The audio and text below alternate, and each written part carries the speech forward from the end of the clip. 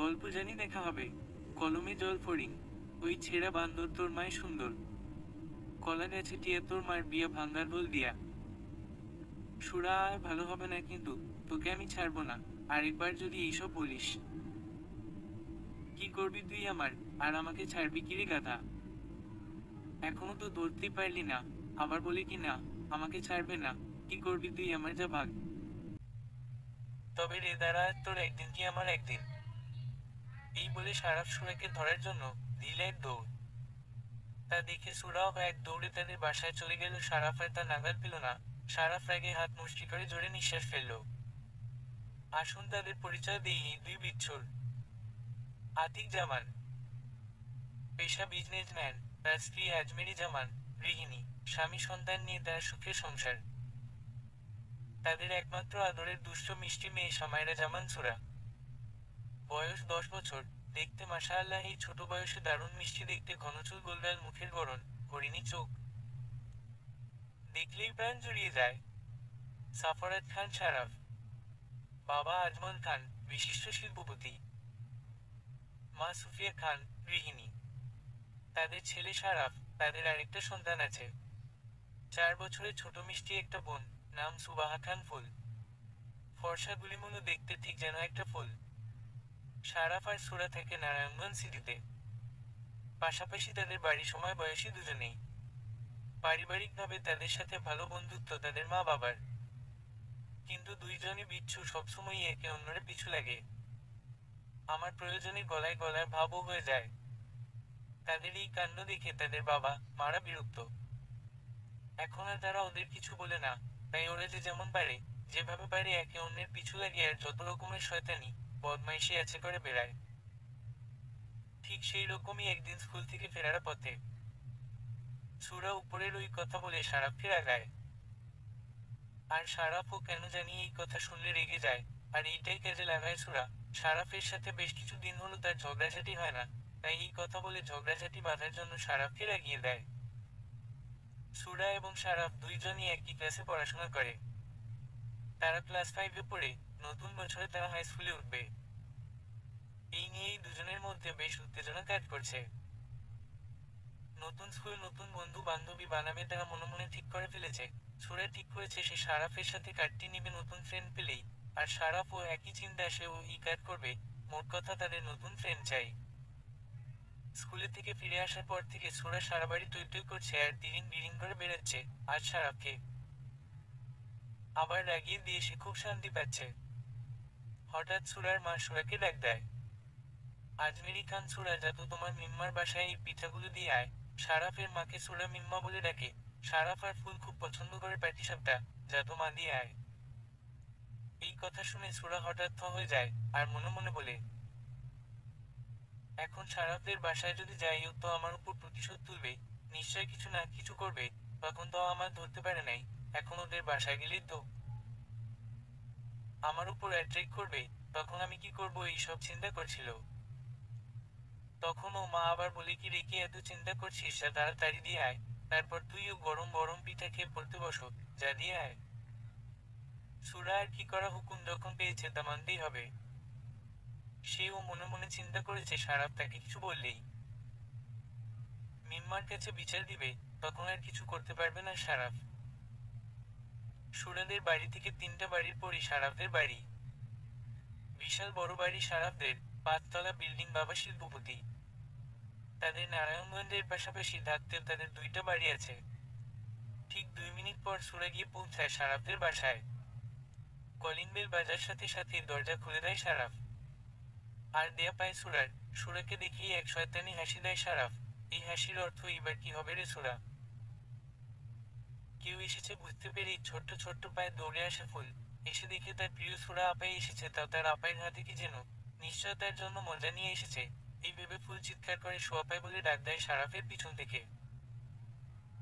সুরাও ফুলকে দেখে মিষ্টি হাসি দিয়ে এগিয়ে এসে ফুলকে এক হাতে আগলে নেয়। আর সারাফকে পিঠার বক্স হাতে ধরিয়ে দিয়ে বলে, সর, দরজা থেকে ভিতরে যাব। আর মিম্মা বলে জোরে জোর ডাকতে থাকে সারাফের মাকে। সারাফের মা সুফিয়া খান নিজের রুম থেকে বের হয়ে আসে সুরে ডাক শুনে। সুফিয়া খান, কিরে সুরা মামুনি, হঠাৎ এই সময়? সুরা বলল, মা তোমাদের জন্য পিঠা পাঠিয়ে ওই যে সারাফ হাতে। তোর মাও পারে, সুরা আবার পিঠা দিতে হয়। শোন, আমি যাই এখন, বাসায় গিয়ে গরম গরম পিঠা খাবো, তারপর পড়তে বসবো। এখন আসি মিম্মা। এই কথা বলে ফুলকে পাপ্পি দিয়ে বের হবে, এমন সময় ফুল বলে উঠে সে যাবে তার সোয়াপির সাথে। ফুল তার মাকে বলে, মা আমি যাই সোয়াপি বাড়ি, আমিও যাব তাদের বাড়ি। ওর কথা শুনো সবাই হেসে খুন। ফুল এখনো স্পষ্ট কথা বলতে পারে না। তার আদো আদো কথা শুনে সবাই হাসে। সারাফ ও মিটিমিটি হাসছে ফুলের কথা শুনে। ফুলের কথা শুনে সুরাও বায়না করে তার সাথে ফুলকে নিয়ে যাবে, রাতে বাসায় দিয়ে যাবে। মিম্মাকে বলে ফুল আর সুরা বিদায় হয় সারাফদের বাসা থেকে। আর মনে মনে চিন্তা, মুক্ত হয়ে যাক, সারাফ তাকে কিছু বলতে পারে নাই, আর কিছু করতেও পারে নাই, কিন্তু সারাফ কি এত সহজে ছেড়ে দেবার পাত্র? সে ঠিকই তার শয়তানি কাজ করে ফেলেছে, যা সুরা টেরই পেল না। সুরা ফুলকে নিয়ে বাসায় চলে গেল। নিজের রুমে ঢুকে ফুলকে বসিয়ে এসে ফ্রেশ হতে গিয়ে দেখল তার চুলের মধ্যে কিছু একটা আটকে আছে। চিন্তিত হয়ে ভালো করে দেখতে লাগলো তার চুলে আসলে এটা কি, আঠা জাতীয় কিছু, যা বুঝতে পেল তার চুলে চুইংগাম লাগানো। আর এই শয়তানি কাজটা একমাত্র ওই সারাফ শয়তান ছাড়া আর কেউ করে নেই, তাও বুঝে গেল। রাগে সুরার শরীর কাঁপছে, তার এত সুন্দর চুলে চুইংগাম লাগানো। চুল পরিষ্কার করে ফুলে নিয়ে নাস্তা করে পড়তে বসলো। রাতে ফুলকে নিতে ফুলদের বাড়ির এক মেয়েটার সারাফ আসলো। সুরা তখন সারাফকে কিছু বলল না, ফুলে সুন্দরভাবে বিদায় দিল। এমন করেই সুরা আর সারাফ দিন কাটতে লাগলো। আর ওদের ফাইভের পরীক্ষা শেষ হলো এবং রেজাল্ট ভালো হয়েছে। দুজন পরীক্ষায় ভালো রেজাল্ট করেছে। সারাফ একটা বয়েজ স্কুলে ভর্তি হলো, আর সুরাও গার্লস স্কুল। দেখতে দেখতে 6টা বছর পার হয়ে গেল। কিছুদিন পর এসএসসি পরীক্ষা। সুরা এখন দেখতে মাশাআল্লাহ অনেক সুন্দরী হয়েছে। 16 বছর তার বয়স। এই বয়সে এত রূপ, গোলগাল চেহারা, ডাগর ডাগর আঁকি, হলুদ ফর্সা গায়ের রং, খাড়া নাক, লাল শেপ ঠোঁট, লম্বা ডিউ খেলানো চুল, হাইটটাও পারফেক্ট, বেশি লম্বাও না আবার শর্টও না, 5'2", এক দেখায় নজর কাড়ার মতো মেয়ে। এই মেয়ে যখন পূর্ণ যুবতী হবে তখন না কত পুরুষের মাথা নষ্ট হবে। কিন্তু দিন যেন আরো দুষ্ট হচ্ছে। তার হাই স্কুলে নতুন ফ্রেন্ড আছে, সবচেয়ে কাছের বান্ধবী যারা, সারাক্ষণ যারা আর সোরা একসাথে থাকে। এইদিকে সারাফ সে যেন এক অন্য সারাফের পরিণত হচ্ছে। মাত্র 16 বছর বয়সেই তার হাইট 5'10" হয়েছে। লম্বা চওড়া উজ্জ্বল ফর্সা গায়ের রং, ঝাঁকড়া ঘন চুল, গম্ভীর চোখ মুখ, দিন দিন সুদর্শন পরিণত হচ্ছে যেন। চুপচাপ থেকে তীক্ষ্ণ চোখের দৃষ্টি, সব সময় একটা রাগী রাগী ভাব তার নাকের ডগায় লেগেই থাকে। তারও একটা ফ্রেন্ড হয়েছে, নাম আহনাফ। সারাফ যে ঠিক তার মায়ের রূপ পেয়েছে, আজমেরি খান যেমন সুন্দর তার ছেলেও তার মুখ পেয়েছে। সুফিয়া খান ছেলে বলতে অন্তঃপ্রাণ। তার একটা চিন্তা, ছেলে বড় হচ্ছে আর কেমন আরো রাগী, জেদ্দি হচ্ছ। এই তো এসএসসি পরীক্ষা শেষ হলে ইন্টারে উঠবে, আর 2টা বছর ছেলে তার সাথে থাকবে। তারপর চলে যাবে বাকি পড়াশোনা করতে সেই সুদূর অস্ট্রেলিয়া। সায়েন্সের স্টুডেন্ট তার ছেলে। ছেলের ইচ্ছে ইঞ্জিনিয়ার হবে। তার মা চায় ছেলে ডাক্তার হোক, কিন্তু ওই ছেলের। সুফিয়া খানের মনটা খারাপ হয়ে আছে। সারাফের পরীক্ষার রেজাল্ট বের হবার পর তারা ঢাকা চলে যাবে। সুরাদের পরিবারদের অনেক মিস করবে। সুরা মা সুফিয়া খানের বোনের মতো সম্পর্ক। আবার নারায়ণগঞ্জ তাদের বাপের বাড়ি, আত্মীয় স্বজনদেরও অনেক মিস করবে। এইসব কথা ভেবেই তার মনটা ক্ষণে ক্ষণে খারাপ হচ্ছে। আজ 16 তারিখ, সারাফ এবং সুরার রেজাল্ট প্রকাশ। দুজনের মনে একটা ভয় কাজ করছে। পরীক্ষা ভালোই দিয়েছে, দুপুরের দিকে রেজাল্ট প্রকাশ হয়েছে। সুরা আর সারাফ দুজনেই জিপিএ 5 পেয়েছে। দুই পরিবারেই উৎসব পরিবেশ তৈরি হয়েছে। বিকালে সারাফের মা সুরাদের বাসায় গিয়ে কথা বলছে। মিষ্টিমুখ করলো। কথায় কথায় তাদের ঢাকা শিফট হওয়ার কথা বলল। সারাফ ঢাকায় একটা নামকরা কলেজে ভর্তি হবে। ফুলের সাথে খেলার সময় সুরা হঠাৎ এই কথা শুনে চুপ হয়ে গেল এক মুহূর্তের জন্য। কেন জানি তার মনটা খারাপ হয়ে গেল। ফুল ও তার সুরাপি বলল, আপি আমরা তো ঢাকা চলে যাব, তোমাকে অনেক মিস করবো। এই কথা বলে মন খারাপ করে রইল। সেই ছোট্ট ফুল এইবার ক্লাস 5-এ উঠল। কত বড় হয়ে গেছে, দেখতো মাশাআল্লাহ যেন একটা আসল ফুল। সুরা হাসে বলল, আরে পাগল, এখন মন খারাপ করার কোন কারণ নেই। অনলাইনে যুগ, হোয়াটসঅ্যাপ কথা বলবি, আর যখন মন চায় চলে আসবি। তোদের তো আর গাড়ি অভাব নেই। এই কথা শুনে ফুলেরও মনটা ভালো হয়ে গেল। আসলেই তো এই কথা তো চিন্তা করে দেখেনি। সন্ধ্যা ঠিক হলো, কাল বিকেলে সারাফ, সুরা, ফুল আর তাদের তাদের ফ্রেন্ডরা মিলে সাবদি যাবে ঘুরতে। অনেক দিন হলো সাবদি যায় না। সাবদির মনোরমা দৃশ্য, নৌকায় ভ্রমণ করবে, যে ভাবা সেই কাজ। পরদিন বিকেলে সুরা আর সারাফ আবারও গন্ডগোল বাঁধিয়েছে। গাড়ির সামনে বসবে দুজনে, ড্রাইভার কাকুর সাথে সামনের সিটে। সারফের কথা, সে সামনে বসবে, নয়তো সে যাবে না, তারা চলে যাক। কি আর করার, বাধ্য হয়েই সুরা পিছনের সিটে গিয়ে বসলো ফুল আর যারার সাথে। বন্দর ঘাট এসে পড়েছে, নদী পার হওয়ার জন্য ফেরিতে তাদের গাড়ি উঠেছে। এমন অনেক গাড়ি, বাইক, ফেরিতে উঠানোর সাথে কিছু মানুষও আছে। নদী পার হয়ে তারা বন্দরে এসে নামলো। এখন সোজা সাবদি। নারায়ণগঞ্জ বন্দর সাবদি একটা সুন্দর স্থান, ফুলের রাজ্যও বলা হয়। সাবদিকে চারিদিকে গাছ, মাঝখানে পিচ্ছালা রাস্তার সাথে কিছু মাটির রাস্তাও আছে। মনোরম প্রাকৃতিক পরিবেশ, সবুজে ঘেরা। নদীর বাতাস। গাড়ি এসে থামলো ব্রাহ্মণপুত্র নদীর পাড়ে। এখন তারা নৌকা নিয়ে এই সুন্দর নদীতে ভ্রমণ করবে। সবুজের মাঝে এক টুকরো নদী, যেন অন্যরকম সৌন্দর্য। আহনাফ, যারা, সুরা, ফুল, সারাফ সবাই নৌকায় উঠে পড়লো। বসে নানা ধরনের কথাবার্তা চলল। এর মাঝে সারাফ ফোনে প্রাকৃতিক দৃশ্য ক্যামেরা বন্দি করছে। সুরা, যারা, ফুল সেলফি তুলতে ব্যস্ত। সারাফটা দেখে চুপ করে দেখলো। কেন জানি তার এইসব সেলফি টেলফি একটা ভালো লাগে না। হঠাৎ সুরা বলে উঠল, তারা সবাই গ্রুপ সেলফি তুলবে, এর জন্য সারাফকে ওর ডাকলো, কিন্তু সারাফ তুলবে না। এই কথা শুনে সুরাও চট করে বলে উঠল, আরে তুই কি ছবি তুলবি? তুই তো জানিসই, তোর মুখ দেখতে যে ওই কমেডিয়ান কাইসার মুলা জুসের মতো। তোর ছবি তোলা লাগবে না। সুরার কথা শুনে সকলে হাসতে হাসতে শেষ। ফুল হাসতে হাসতে বলল, সুরাপি, তুমি এটা কি বললে? ভাইউর মুখ কাইসার মুলা জুসের মতো? মানে কারো মুখ দেখতে জুসের মতো কি করে হয়? এই কথা বলে আবারও সবাই অট্ট হাসিতে পড়ে গেল। সুরা বলে, আরে হয় হয়, মুলার জুস দেখতে যেমন তোর ভাইও দেখতে তেমন। এই বলে ভেঙচি কাটলো। আর এইদিকে সারাফ রেগে আগুন চোখে তাকিয়ে আছে। তার মন চাচ্ছে সুরাকে নৌকা থেকে উৎসা মেরে নদীতে ফেলে দিতে।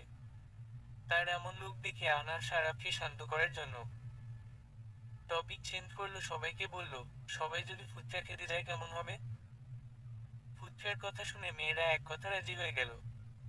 সারাফও আর কিছু বলল না। সবাই ছবি টবি তুলে নৌকা ভ্রমণ শেষ করে পাড়ে এসে চলল সাবদি ব্রিজের কাছে ফুচকা খেতে। ব্রিজের দুই পাশে ফুচকার ছোট ছোট দোকান। ওরা একটা দোকানে গিয়ে ফুচকা অর্ডার করলো এবং সবাই সবার চেয়ারে বসে পড়লো। বেশি করে জাল জাল টক দিয়ে ফুচকা দিতে বলল। এই ফাঁকে সুরা চেয়ার ছেড়ে উঠে গেল কিছু সুন্দর প্রকৃতির দৃশ্য ছবি তুলতে। ছবি তুলে শেষ করে মোবাইল ছবি দেখতে দেখতে নির্ধারিত চেয়ার বসতে গিয়ে ধপাস করে পড়ে গেল রাস্তা, আর ওর পরে দেখে সবাই একসাথে হেসে উঠল। কি হলো বিষয়টা বুঝতে একটু দেরি হলো। ওকে তো চেয়ার এগিয়ে দিয়েছিল, ও ভালো করে খেয়াল করলো সারাফ শয়তানি লুক দিয়ে মিটি মিটি হাসছে। তার মানে ও যখন বসতে যাচ্ছি তখনই সারাফ চেয়ারটা টান দিয়ে পিছনে নিয়ে নেয়। আর সুরা বেখেয়ালি ভাবে বসতে গিয়ে নিচে চিৎপটাং হয়ে পড়ে গেছে। সবটা ক্লিয়ার। ওই সময় সারাফকে ওই কথা বলার কারণে এইভাবে রিভেঞ্জ নিল শয়তান তাইসা। যারা, সুরাকে টেনে তুলতে তুলতে বলল, কিরে এমন করে পড়লি, খেয়াল করবি না? ব্যথা পেয়েছিস? ওই সময় সারাফ টিপ্পনি কেটে বলে, ও তো দিনটানা অটিস্টিক নিয়ে, তাই তো এমন করে পড়লো। আবার আমার চেহারা নিয়ে কথা বলে। সারাফের কথা শুনে আর এক দফা হাসির রোল পড়ে গেল। ফুচকা মামা সবাইকে ফুচকা দিয়ে গেল। ফুচকা দেখে সবাই খেতে শুরু করলো। এইখানের ফুচকা অনেক টেস্টি, সাথে চটপটি ও ঝালমুড়ি খেলো। আহনাফ বলল, শীতকালে ওদের সবাইকে আসতে আবার সাবদি, নানা রকমের ফুল দেখতে পাবে। এই কথা শুনে ফুলের যারা আগ্রহ নিয়ে জানতে চাইলো এইখানে কি কি ফুল থাকে। তখন আহনাফ ওদেরকে বলল, সাবদিকে কিন্তু ফুলের রাজ্য বলা হয়। যারা সাবদিকে ফুলের রাজ্য কেন বলা হয় তা জিজ্ঞেস করলো। তখন সারাফ বলে উঠল, কেন বলা এই ফুলের রাজ্য বন্দরের সাবদি গ্রাম।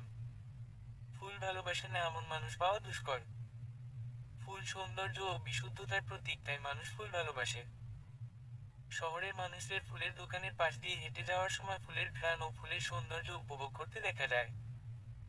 তাদের কাছে ক্ষেত ভর্তি ফুল দেখাটা যেন স্বপ্নের মতো। নারায়ণগঞ্জ শহরের আগে শীতলক্ষ্যা নদীর পূর্ব পাড়ে অবস্থিত বন্দরের সাবদি গ্রামটি বর্তমানে পর্যটন কেন্দ্রের রূপ নিয়েছে। সেখানে অল্প খরচে দেখা যায় নানা রকমের ফুলের বাগান। নারায়ণগঞ্জের বন্দর উপজেলায় সাবদি দিগলদি গ্রামের অবস্থান। গ্রামগুলোর পাশ ঘেঁষে বয়ে চলেছে ব্রহ্মপুত্র নদ। নদের পশ্চিম ধারে সারি সারি কাঠমালতি ফুলের বাগান। বর্তমানে ফুল চাষের জন্য বহুল পরিচিত নারায়ণগঞ্জের এই সাবদি গ্রামটি। এখানে শীতের সময় সরিষা চাষ করা হয়। সরিষা মানেই হলুদের সমারোহ। ভ্রমণপ্রিয় এবং ছবি তুলতে পছন্দ করা মানুষদের জন্য সাবদি খুবই সুন্দর একটি জায়গা। শীতকালে এখানে সরিষা চাষ করা হলেও ফেব্রুয়ারির দিকে চাষ করা হয় নানা রকমের ফুল। রং বেরঙের ফুলে ছেয়ে গেছে ক্ষেতগুলো। সাবদি গ্রাম সহ আশেপাশের গ্রামগুলোতে গেলে দেখা যায় গ্রামের বাড়ির আঙিনা ও রাস্তার পাশ ঘেঁষে টগর ফুলের বাগান। গ্রামটির কয়েক বর্গমাইল এলাকাব্যাপী কাঠমালতি, গাঁদা, ডালিয়া ও জিপসি ফুল চাষ করতে দেখা যায়। এত ফুল একসাথে দেখলে যে কারো মন জুড়িয়ে যাবে। মির্জাপুরে পতিত জমিতে পারিবারিক পুষ্টি বাগান। মির্জাপুরে পতিত জমিতে পারিবারিক পুষ্টি বাগান। শহরের কোলাহল থেকে ক্লান্তি দূর করতে এক টুকরো কোলাহলবিহীন শান্তির জায়গাই সাবদি।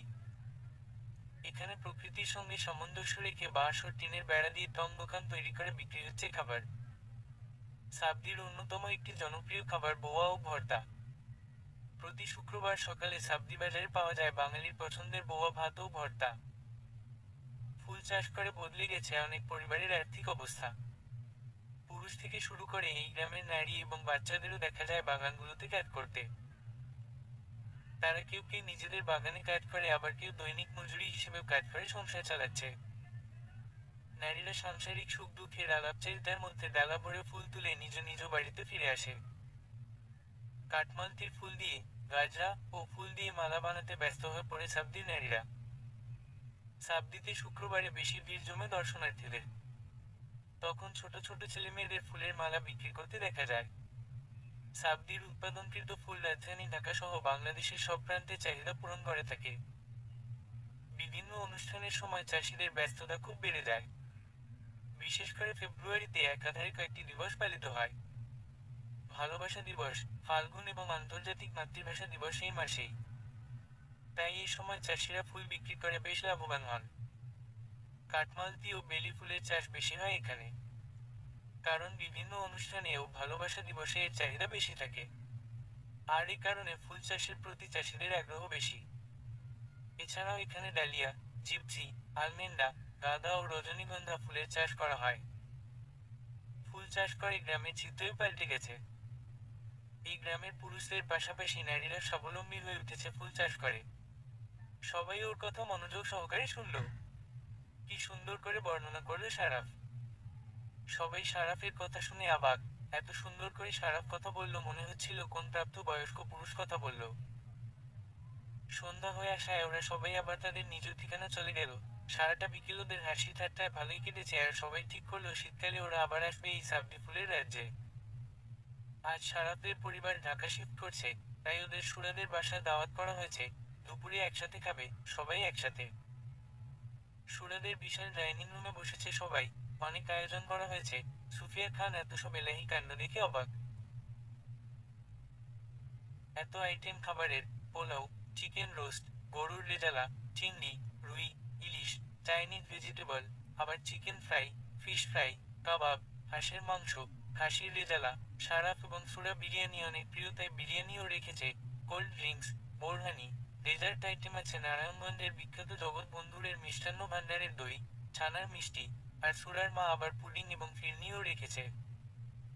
সারাফ, সুরা, ফুল তাদের পছন্দের আইটেমর খাবার দেখে খুবই খুশি। সবাই খাওয়া দাওয়া করছে আর কথাবার্তা চলছে। সুফিয়া খান বলছে, এত আয়োজনে কি দরকার ছিল আপা? এত কিছু না করলেও হতো। সুরার মা হেসে বলে উঠল, তেমন কিছু না আপা। আপনারা চলে যাচ্ছেন, কবে আবার দেখা হবে? বাচ্চাদের আর তেমন দেখতে পারবো না। শুধু ওদের জন্য এত কিছু আপা। দুপুরে খানা দানা শেষ করে বসার রুমে বসলো। তাদের ঢাকার বাড়ির কথা বলছে, পাশাপাশি তাদের বিজনেস রিলেটেড কথাবার্তা চলল তাদের মধ্যে। সন্ধ্যার সময় সারাফরা রওনা দিল ঢাকার উদ্দেশ্য। যাবার সময় ফুল অনেক কান্নাকাটি করলো। সুরার মা তাদের জন্য রাতের খাবারও দিয়ে দিল। সারাফের মা বাবা তাদেরও যেতে বলল তাদের ঢাকার বাসায়। 10 বছর পর। সময় কারো জন্য অপেক্ষা করে না। দেখতে দেখতে আর 10টা বছর পার হয়ে গেল। সারাফ এইচএসসি পাশ করার পর উচ্চশিক্ষার জন্য অস্ট্রেলিয়া চলে গেছে আর 10 বছর হলো। যখন সারাফ অস্ট্রেলিয়া যায় তখন তার বয়স 18 বছর। আজ সারাফ 28 বছরের যুবক।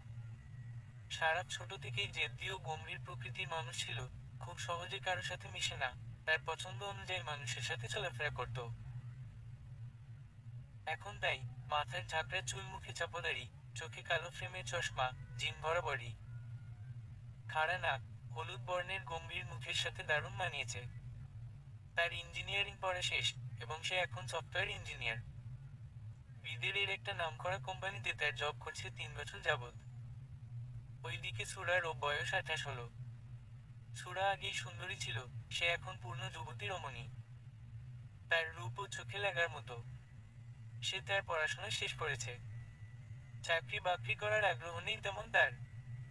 তার মা বাবা তাই মেয়েকে বিয়ে দিতে আগ্রহী। কিন্তু তার মেয়ে দিনকে দিন পাজি পাজরা হচ্ছে। কেউ দেখলে বলবে না সুরার বয়স 28, দেখলে মনে হবে 18 বছরের কিশোরী মেয়ে, যার চোখে মুখে দুষ্টুমির ছোঁয়া লেগে থাকে। অনেক ঘটক আসে তার জন্য বিয়ের প্রস্তাব নিয়ে, সে কিছু না কিছু করে সেই সব বিয়ে ক্যান্সেল করে দেয়। এইসব বিষয় নিয়ে তার মা খুবই চিন্তায় থাকে। মেলেছ চোখ, পড়েছে ধুলো, দূরের পালক তোমাকে ছুলো, তবু আজি আমি রাজি। চাপার ঠোঁটে কথা ফোটে, শোনো, আমাকে রাখো চোখের কিনারে, গোপন মিনারে। ও जो वादा किया वो निभाना पड़ेगा, रोक जमाना चाहे रोक खुदाई तुमको आना पड़ेगा। ঘুম ভেঙে কিছু মেঘলা দিনও হোক, ওড়নার পাশে সেফটি পিনও হোক, বিকেলের নামের প্যাচিনো হোক, খেয়ালি ছাতে কফি কাপে একা ঠোঁট ছোঁয়ানো দিন, চুপি চুপি কেঁদে রোদ পোহানো দিন, ভালো হয় যদি সঙ্গে আনো দিন। যে কোন রাতে জানি দেখা হবে, ঠোঁটের ভেতরে ঘুমের আদরে চকমকি মনে মন জ্বালাতে চাই, দিনে ব্যালকনি বৃষ্টি রাতে চাই, পিছু ডাকি ঘুম সাজাতে চাই, বিছানা গিরে। ও ছোট ল্যাম্প সে ডল পোয়ালো তার, চুল খুলিকে যে রূপ বাড়ালো তার, তুমি বোঝো না কি মন্দ ভালো তার। যেও না ফিরে, জানি দেখা হবে, রাতের সোহাগে তোমার পর আগে। ও जो वादा किया वो निभाना पड़ेगा, रोके जमाना चाहे रोके खुदाई तुमको आना पड़ेगा। মেলেছ চোখ, পড়েছে ধুলো, দূরের পালক তোমাকে ছুলো, তবু আজি আমি রাজি। চাপার ঠোঁটে কথা ফোটে, শোনো, আমাকে রাখো চোখের কিনারে, গোপন মিনারে। গভীর রাতে চারপাশটা শুনশান। এই নিশুতি রাতে বারান্দায় দাঁড়িয়ে আছে সুরা, চোখ বুঝে তার রুমে মিউজিক সিস্টেম গানটা হচ্ছে। সত্যি তো ও তো জানতোই ওদের আবার দেখা হবে। এই জন্য যেদিন সারা দেশের মাটি ছেড়ে চলে গেল সেদিন তাদের তেমন কথা হয়নি। যখন ওর বেস্ট ফ্রেন্ড যারা জিজ্ঞেস করলো সারাফকে কিছু বললি না, তখন সুরা একটাই কথা বলেছিল, জানি দেখা হবে। তাই ওকে আর কিছু বললাম না, দেখি সামনে কি হয়। অপেক্ষায় থাকি। আজ মনে হয় সেই অপেক্ষার দিন শেষ হলো। হঠাৎ বিকেলে সারাফ ফুল ওর মা এসে হাজির। সারপ্রাইজ দিয়ে দিল সুরা, তখন তার রুমেই ছিল। ঠক ঠক শব্দ যখন হলো তখন ও চিন্তাও করেনি যে সারাফ আসবে, তাও এমন করে। শব্দ শুনে যখন জিজ্ঞেস করলো কে, তখন ফুল কথা বলেছিল, সুরাপি আমি এসেছি, দরজা খুলে দেখো। সুরা তখন ফুলের কথা শুনে উঠে এসে দরজা খুলে পুরো পাথর হয়ে গেল।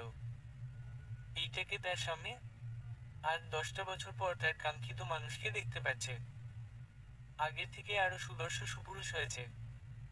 সেই চাহনি, গম্ভীর মুখের মুচকি হাসি, 2 হাত বুকে বেঁধে দাঁড়িয়ে আছে। কেমন আছিস জিজ্ঞেস করলো সারাফ। সুরা কথাই বলতে পারল না। মনে হলো এক মুহূর্তে সে তার বাঘ সত্যি হারিয়েছে। ফুল তখন পাশ থেকে বের হয়ে বলল, সারপ্রাইজ কেমন লাগলো সুরাপি। সুরা সত্যি সারপ্রাইজ হয়েছিল। আজ অনেকদিন পর সুরা তার মিম্মাকে দেখলো। লাস্ট 3 বছর তারা নারায়ণগঞ্জ আসেনি। এমনই সব সময় কথা হতো ফোনে। মিম্মাকে জড়িয়ে ধরে আছে সুরা।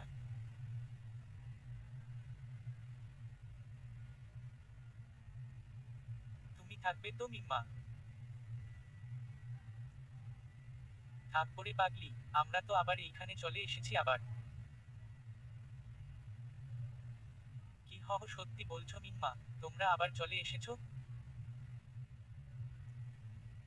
কি যে ভালো লাগছে মিম্মা। এখন থেকে এই বাড়ি ওই বাড়ি দুই জায়গায় থাকবো। ফুলের ভার্সিটি তো ওইখানেই। তাই ওর যখন ক্লাস থাকবে ওই বাড়ি থাকবো, এইরকম করে থাকবো। থাক বাবা, আবার আমরা একসাথে থাকবো তাই। চিন্তা করেই তো আনন্দ হচ্ছে। সারাফরা তাদের পুরনো বাড়িতে ফিরে এসেছে আজ 7 দিন হলো। এই 7 দিনই আবারও সেই ছোটবেলার মতো সুরা আর ও নিত্যদিন ঝগড়াঝাটি চলছে। এই তো গতকাল দুজনে কি ঝগড়াটাই না করলো। সারাফের বিদেশি বান্ধবীর সাথে কথা বলছিল ভিডিও কলে। ফুলের সুরা কোনো কিছু নিয়ে বলছি আর হাসাহাসি করছিল। এতে করে সারাফের ডিস্টার্ব ফিল করে। ব্যাস হয়ে গেল। বিরক্ত হয়ে সারাফ সুরাকে বলে দেয়, এমন রাক্ষসীর মতো কম হাস, কথা বলছি। এই কথা শুনে সুরাও চুপ নেই, রেগে আগুন হয়ে বলে দিয়েছে, আমি আমার মুখ দিয়ে হাসি, তোর যদি এতই সমস্যা হয় তুই বাথরুমে গিয়ে কথা বল। আর কে রাক্ষসী আমি? তুই রাক্ষস, যার সাথে কথা বলছিস সে সাদা রাক্ষসী। ব্যাস হয়ে গেল তাদের ছুলাছুলি। আগামীকাল সুরাকে দেখতে আসবে। মেয়ে অনেক তালবাহানা করছে গত 5 বছর যাবৎ। তার কোন ছেলেই মনমতো হয় না। একটা পছন্দ হলে আরেকটা হয়, এমন করে অনেকগুলো বিয়ের প্রপোজ ভেঙেছে। এইবার আজমেরি জামিল বেজায় চোটপাট করেছে তার স্বামীর সাথে। কেন মেয়েকে কিছু বলে না? বাবার লাইন পেয়ে মেয়ে দিন দিন ফাজিল হচ্ছে, তাই শুনছে ভদ্রলোক। এইবার যে সম্বন্ধটি এসেছে ছেলে ডাক্তার, উচ্চবংশীয়, দেখতে শুনতেও ভালো, এক কথায় সুরার সাথে মানাবে। কিন্তু মেয়ে আবারও ভং ধরেছে। তার ডাক্তার ভালো লাগে কিন্তু ডেন্টিস্ট পছন্দ, হার্ট সার্জন পছন্দ না। এই কথা শুনে সুরারামা ফায়ার।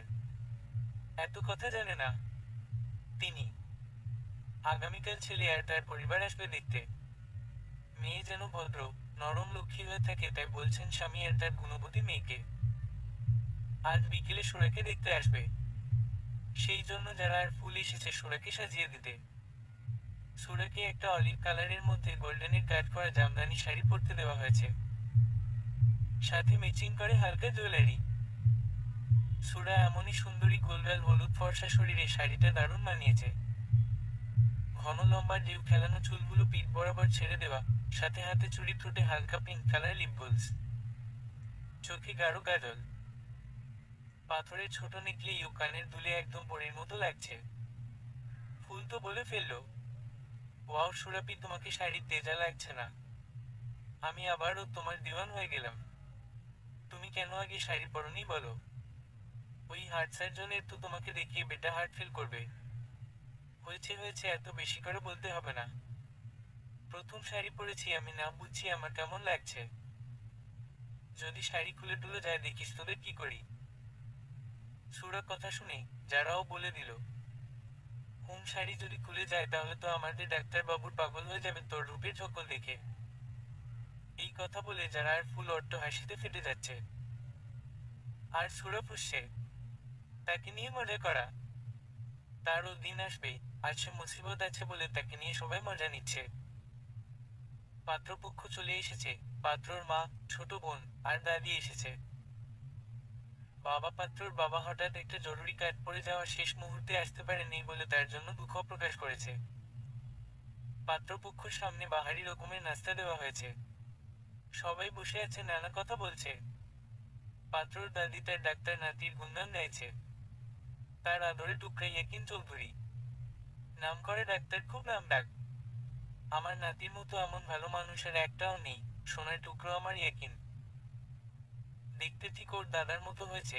ওর দাদা যৌবনকালে এমন সুদর্শন ছিল। লম্বা চওড়া স্মার্ট শ্যামবর্ণের অধিকারী তার নাতি। আমার নাতির কোন ভেজা নেশা নেই, শান্ত ভদ্র হাসি খুশি মানুষ। এমন নানা ধরনের কথা বলছে তাই ইয়াকিন চৌধুরী দাবি। সুরাকে নিয়ে আসা হলো পাত্রপক্ষের সামনে। সুরা সবাইকে সালাম দিল। ইয়াকিনের মা বসা থেকে উঠে সুরার পাশে গিয়ে বসলো। আলতো হাতে সুরার থুতনিতে ধরে চুমু খেয়ে মাশাআল্লাহ বলে উঠল। এত সুন্দর মায়াবী মেয়ে দেখে তার প্রাণ জুড়িয়ে গেল মনে হচ্ছে। উনি এমনই একটা মেয়ে খুঁজেছিল তার ছেলের জন্য। আর ওই দিকে ইয়াকিন তো এক মুহূর্তের জন্য স্তব্ধ হয়ে গেছে। অস্ফুট স্বরে বলে উঠল মাশাআল্লাহ। ইয়াকিনের ছোট বোন তুবা ভাইয়ের সাথেই ছিল।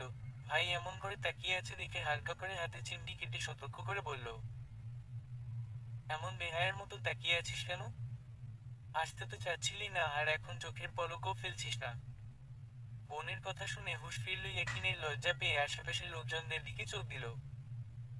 সুরাকে সবাই পছন্দ করেছে। এখন ছেলে মেয়ে আলাদা কথা বলার জন্য সুরাকে বলা হলো তার রুম বা ছাদে নিয়ে যেতে। ফুল তখন বলে উঠল, সুরাপি খুব সুন্দর বাগান আছে, তার নিজের শখের বাগান। তাই যেন ছাদ যেন চলে যায় ইয়াকিনকে নিয়ে। সুরা আর কি বলবে, বাধ্য হয়ে ছাদি গেল আলাদা করে কথা বলতে।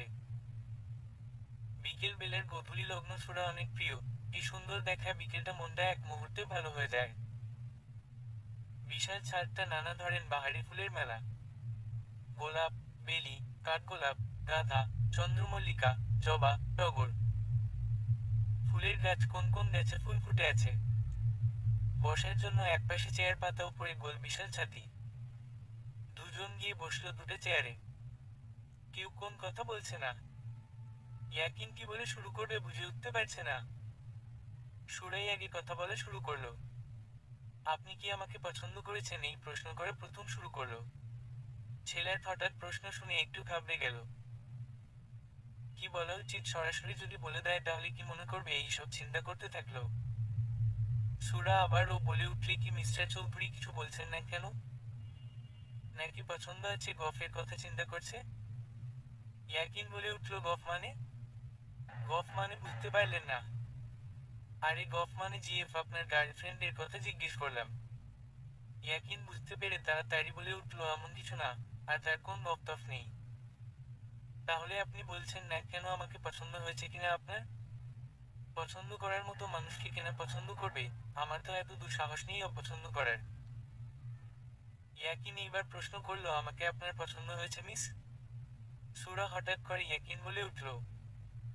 মিস্টার চৌধুরী একটু সোজা হয়ে দাঁড়ান দেখি। এই বলে ইয়াকিনের পা থেকে মাথা অবধি স্ক্যান করলো। খুদ বের করার একটু কোন ত্রুটি থাকলে বিয়ে ক্যান্সেল করে দিবে। আর মাকে গিয়ে বলবে এমন ডিফেক্ট ছেলে তার জন্য কেন নিয়ে আসা হলো। কিন্তু না, এমন কিছু হলো না। 5'8'9" রসৌকার্য হাইটের একজন পুরুষ। অফ হোয়াইট শার্টের উপর ব্ল্যাক কোট প্যান্ট, পায়ে ব্ল্যাক শু, হাতে সিলভার কালার ওয়াচ, সেট করা চুল, জোড়া ভ্রুতে হালকা চাপ দাড়ি, লম্বাটে মুখের সাথে ভালোই মানিয়েছে। রিজেক্ট করার মতো কিছু পেল না দেখে মনটা খারাপ করে ফেলল। ইয়াকিনের কথা হুঁশ ফেলল। ইয়াকিন বলছে, মিস কোন সমস্যা কি? না, না কোন সমস্যা, প্লিজ ডোন্ট মাইন্ড, আপনি বসুন। তোকে পছন্দ হয়েছে কি আমাকে? সুরা কি বলবে বুঝতে পারছিল না। কিছু বলবে হঠাৎ ইয়াকিনের কলে চলে আসায় সুরা আর কিছু বলতে পারল না। ইমার্জেন্সি কল এসেছে, ইয়াকিনের একজন পেশেন্টের অবস্থা খুবই খারাপ, এক্ষুনি থেকে হসপিটালে যেতে হবে। মিস আম এক্সট্রিমলি সরি, আমাকে এখন বের হতে হবে, কিছু করার নাই, পেশেন্টের অবস্থা খুবই খারাপ। ইট শোকে মিস্টার চৌধুরী, আপনার পেশায় তো মানুষের সেবা করা। কোন সমস্যা নেই। ইয়াকিনের পরিবার চলে গেছে, তারা আজকেই সুরাকে রিং পরিয়ে দিতে চেয়েছিল। ইয়াকিনের ইমার্জেন্সি আর সুরার মা বাবা হঠাৎ করে রিং পরানোটাতে রাজি নয়। তাদের একমাত্র কন্যা আত্মীয় স্বজন আছে, তাদের না নিয়ে বিয়ে ঠিক করবে না। তাই এই যাত্রায় সুরা মনে হয় একটু হাফ ছেড়ে বাঁচল। ফুলকে নিতে সারাফ আসলো।